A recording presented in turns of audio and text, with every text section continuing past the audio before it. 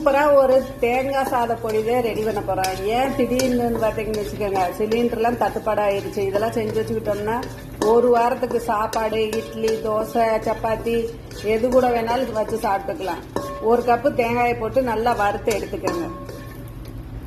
தேங்காயை திருவி கொட்டுறதோட இப்படி சின்ன சின்ன துண்டா வெட்டி வறுத்தீங்கன்னா பொடி ரொம்ப டேஸ்டா இருக்கும். மிளகாய் காரம் தகுந்த அளவுக்கு போட்டுக்கோங்க. நான் காரம் கம்மியாக தான் சேர்ப்பேன், அதனால கம்மியாக மிளகா போட்டிருக்கேன்.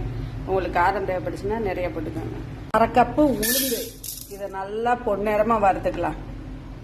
உளுந்து நல்லா வாசம் வர்ற அளவுக்கு வறுத்தாச்சு. இதை தனியாக ஈரமில்லாத தட்டில் கொட்டி வச்சுக்கோங்க. 1/2 கப் அளவுக்கு கடலைப்பருப்பு, இதே வறுத்து எடுத்துக்கலாம். புளி நெல்லிக்காய் சைஸ் அளவு, இதை எடுத்து அப்படியே வறுத்துக்கலாம். இப்போ எல்லாமே வறுத்து கொட்டியாச்சு. உப்பு, பெருங்காயத்தூள் போட்டு ஆற வெட்டி அரைச்சிக்கலாம். சூப்பராக தேங்காய் சாத பொடி ரெடி ஆயிடுச்சு.